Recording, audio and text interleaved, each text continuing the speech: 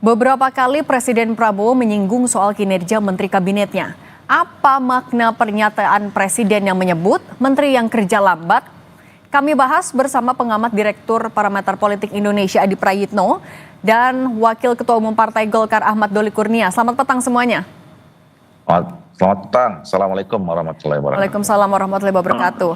Mas Adi, oke, peringatan kan biasanya diawali dengan insiden dulu, ada pemicunya. Nah, kalau konteksnya di sini, Anda melihat ini ya peringatan biasa atau ada kejadian atau justru menteri yang jadi pemantiknya?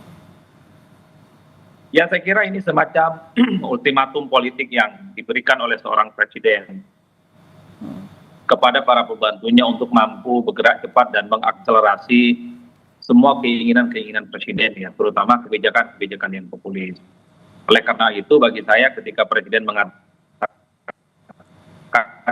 yang tidak bisa bekerja dengan cepat akan ditinggalkan di tengah jalan, bagi saya ini semacam peringatan keras bahwa bukan tidak mungkin para pembantu, menteri, wakil menteri, dan kepala badan tidak bisa bekerja dengan cepat, tidak mampu mengakselerasi keinginan presiden, ya pastinya akan diganti. Saya kira bukan kali ini saja sebenarnya Prabowo itu memberikan peringatan keras kepada para pembantunya.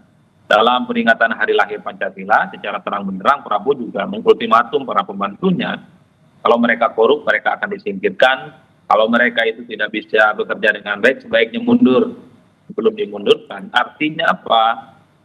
Prabowo Subianto sebagai presiden tentu tidak mau buang-buang waktu hanya dengan menteri yang tidak bekerja secara maksimal. Artinya Mas Adi, ini adalah peringatan secara umum untuk semua menteri, bukan kepada menteri-menteri tertentu? Bagi saya ini adalah untuk menteri-menteri secara umum, karena bagi Prabowo masih cukup meyakini bahwa menterinya yang saat ini berada di Kabinet Merah Putih masih bisa diharapkan untuk bisa meningkatkan kinerja mereka, ya. Tapi secara prinsip bukan tidak mungkin Prabowo itu akan memberikan evaluasi yang secara signifikan. Saya kira keluhan-keluhan terkait dengan menteri, wakil menteri yang dinilai kontroversial dan kebijakan-kebijakannya itu kontraproduktif menjadi sorotan publik, kan juga disampaikan oleh Ahmad Muzani, Sekjen Gerindra sekaligus Ketua MPR. Itu bagi saya bukan statement yang main-main. Oleh karena itu, kalau saya jadi menteri agak merinding mendengar pernyataan presiden, karena bukan tidak mungkin dalam hitungan waktu tertentu akan terjadi pergantian dan menteri-menteri yang underperform tidak bekerja secara maksimal, ya mereka akan wassalam, akan ditinggalkan, akan diganti dan diresapel oleh yang lain. Oke, ini soal pergantian dulu. Nah, ini saya ke Bang Doli. Bang Doli, tapi sebagai partai dengan menteri yang paling banyak di kabinet, bagaimana Anda menerjemahkan peringatan presiden ini? Apakah Anda bisa menggarisbawahi, mengaitkan ini dengan kemungkinan adanya pergantian menteri? Iya, saya kira pertama saya setuju ya bahwa pernyataan ini adalah pernyataan yang sering disampaikan dan memang harus dilakukan terus-menerus oleh seorang presiden, ya. Apalagi kita sama-sama tahu Pak Prabowo punya target-target yang maju sekali gitu ya, programnya banyak sekali dan programnya masif gitu ya, yang sangat populis gitu. Sehingga memang harus visi itu, program yang sudah ditetapkan itu harus didukung oleh jajaran kabinet atau pembantu presiden yang betul-betul bisa memenuhi standar kerja yang ditetapkan oleh Pak Presiden itu untuk mencapai target-target yang sudah disampaikan. Nah, jadi ini memang harus dilakukan dan sering harus dilakukan. Jadi sesuatu yang biasa menurut kami. Nah, oleh karena itu kami pun juga sebetulnya yang tadi disampaikan, kader-kader terbaik kami sudah kami sampaikan, kami tempatkan, termasuk bahkan ketua umum ya, orang nomor satu, orang yang terbaik di Partai Golkar itu sekarang masuk di dalam jajaran kabinetnya Pak Prabowo, Pak Gibran.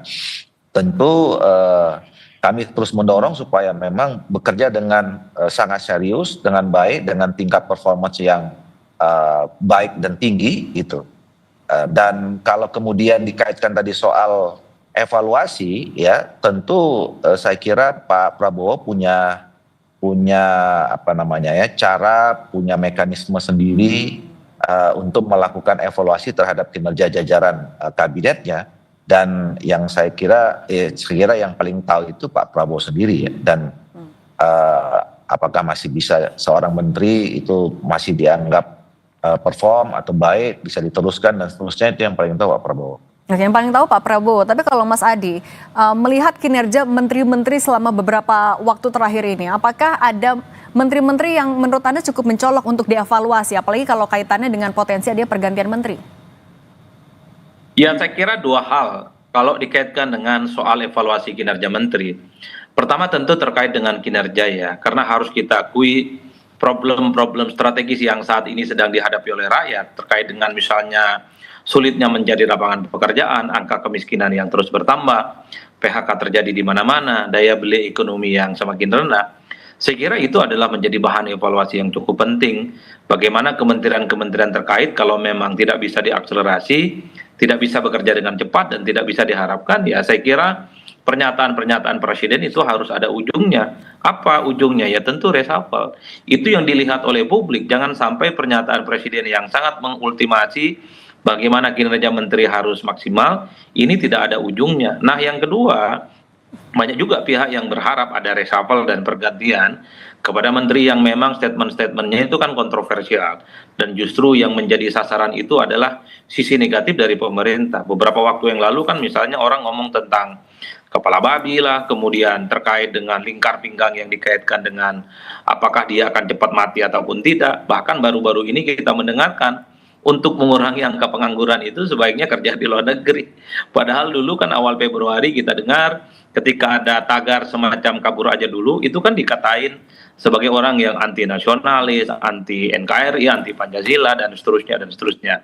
Jadi hal-hal yang sifatnya problematis, kontroversial, terkait dengan statement menteri dalam banyak hal kalau kita membaca suasana publik ya sebaiknya memang harus diganti karena 7 bulan menjelang 8 bulan kabinet merah putih ini terbentuk, saya kira bulan madunya sudah selesai.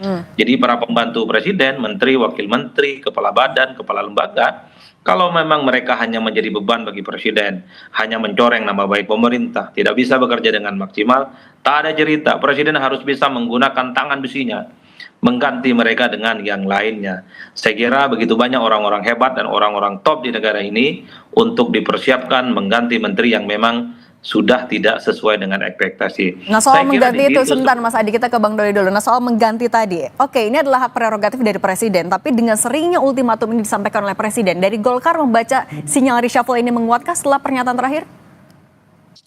Enggak, begini, ini kan soal isu reshuffle ini kan sebetulnya sejak 1 bulan, 2 bulan setelah Pak Presiden, Pak Gibran dilantik itu, isu soal reshuffle ini terus aja bergulir gitu. Tapi saya yakin ya bahwa, dan itu tidak terjadi sampai sekarang. Nah, bahwa kemudian isu itu terus muncul, ya yang kita juga tidak tahu dari mana, itu juga tidak bisa dihempang ya. Tapi saya kira Pak Prabowo kan membaca semua situasi ini ya.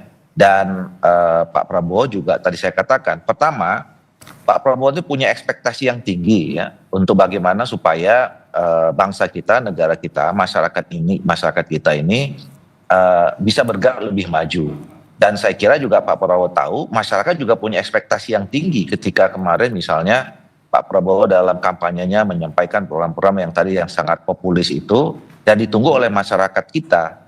Nah itulah makanya kemudian situasi dengan tadi mengetahui ekspektasi yang tinggi itulah Pak Prabowo sering mengatakan bahwa ayo menteri-menteri ini harus lebih serius, lebih kerja keras ya gitu. Dan saya setuju, saya kira memang tadi pernyataan Pak Presiden ini juga harusnya mendorong menteri-menteri itu lebih fokus bekerja ya berdasarkan tupoksinya masing-masing ketimbang misalnya menyampaikan pernyataan-pernyataan yang mungkin bisa jadi kontraproduktif gitu. Nah oleh karena itu bagi kami buat Golkar kalau soal evaluasi, soal kemudian reshuffle, kami tahu persis bahwa negara kita ini diatur, ada regulasinya tentang itu, dan itu adalah hak prerogatifnya Pak Presiden, yaitu Pak Prabowo. Oke, tapi sejauh ini dari banyaknya ultimatum presiden, apa evaluasi yang sering disampaikan langsung oleh presiden ke menteri-menteri, terutama yang dari Golkar? Saya kira kalau komunikasi yang terbangun selama ini dalam internal Partai Golkar, ya saya bisa menilai ya bahwa semua kader-kader Partai Golkar yang diberi amanah oleh negara melalui Pak Presiden ya, baik dari sebagai menteri maupun wakil-wakil menteri dan kepala badan, sejauh ini kami mendorong mereka bekerja sangat sungguh-sungguh, sangat serius dan ingin sekali memenuhi target-target apa yang diberikan oleh Pak Prabowo kepada menteri-menteri kami, dan kami juga bisa menilai sampai sejauh ini menteri-menteri kami perform. Kalau dari Mas Adi melihat ultimatum presiden ini sebagai bentuk pernyataan presiden untuk memecut kinerja menteri-menterinya, atau justru melihat bahwa banyak menterinya ternyata kerjanya belum optimal? Ya, saya kira memang bagi saya seharusnya memang presiden itu harus terus memberikan motivasi untuk terus memprovokasi bagaimana kinerja menteri harus ditingkatkan. Karena harus kita akui di tengah segala keterbatasan yang ada saat ini, misalnya keterbatasan anggaran karena faktor efisiensi, di tengah situasi politik internasional yang kemudian terus bergejolak, tentu ini kan menuntut kecakapan seorang menteri bisa berinovasi, berimprovisasi. Mereka itu harus mampu bekerja dalam sebuah keterbatasan.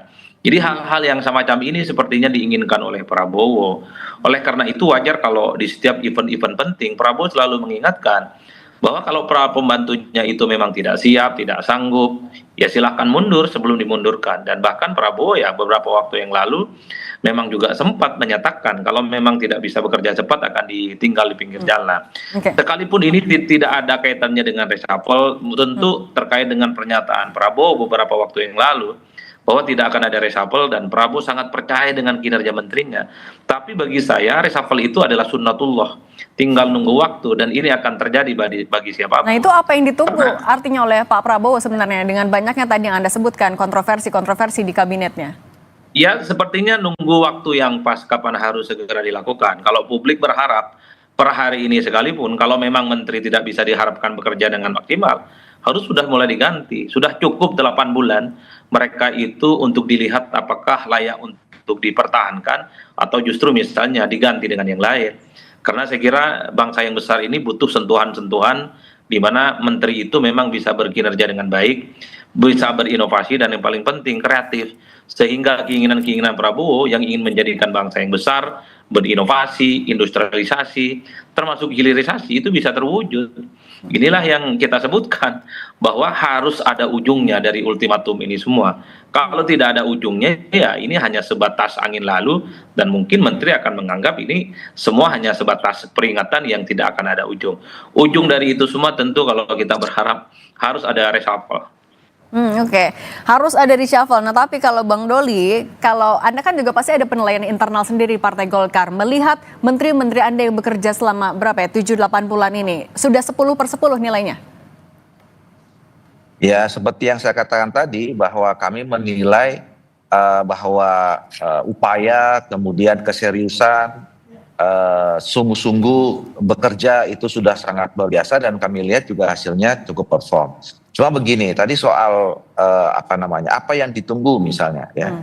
Tadi saya katakan bahwa Pak Prabowo tentu punya sistem penilaian sendiri, ya, punya ukuran sendiri, punya cara sendiri, itu yang saya katakan, punya mekanisme sendiri, kapan, apa perlu, terus kemudian siapa, dan apa yang mau dilakukan oleh jajaran kabinetnya gitu. Nah, tapi saya yakin juga ya, termasuk juga seluruh menteri-menteri yang ada sekarang, termasuk menteri-menteri yang berasal dari Partai Golkar, tanpa ada pun ya pernyataan-pernyataan ultimatum seperti ini, saya yakin mereka juga pasti juga punya niat untuk bekerja sungguh-sungguh untuk kepentingan bangsa, negara, dan rakyat Indonesia. Nah, apalagi sering diingatkan oleh Pak Prabowo ya, ini kan udah beberapa kali saya kira itu. Tentu mereka akan tambah serius itu untuk melakukan yang terbaik apa yang mereka miliki untuk menyelesaikan tugas-tugas yang diberikan Pak Prabowo sebagai menteri gitu.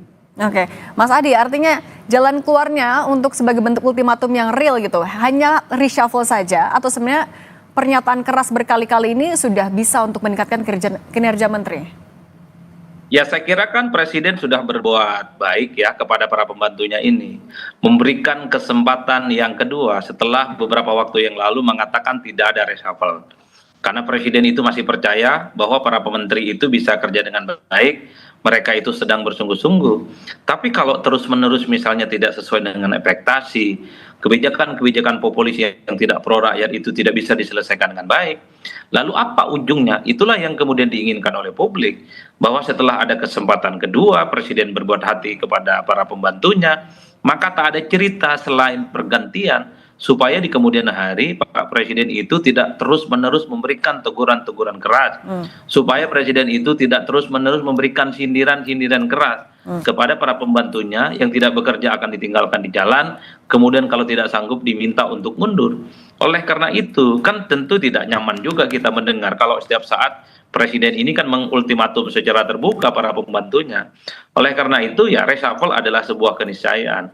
Apalagi bagi saya pernyataan Pak Ahmad Muzani, bagian dari penting kekuasaan hari ini, Sekjen Gerindra, beberapa waktu yang lalu mengatakan bahwa janganlah menteri itu jangan sampai menjadi beban kepada presiden. Itu bagi saya semacam curhat politik. Begitu banyak menteri-menteri yang dalam banyak hal, kinerja dan manuver-manuvernya justru membuat presiden itu terbebani dengan kelakuan-kelakuan mereka. Oke, tanya Supaya Bang Doli tidak dulu terus kalau gitu. terbebani ya ganti.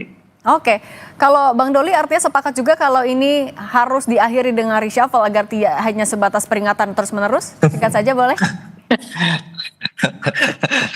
Sepertinya pengennya jawabannya harus reshuffle. Ya,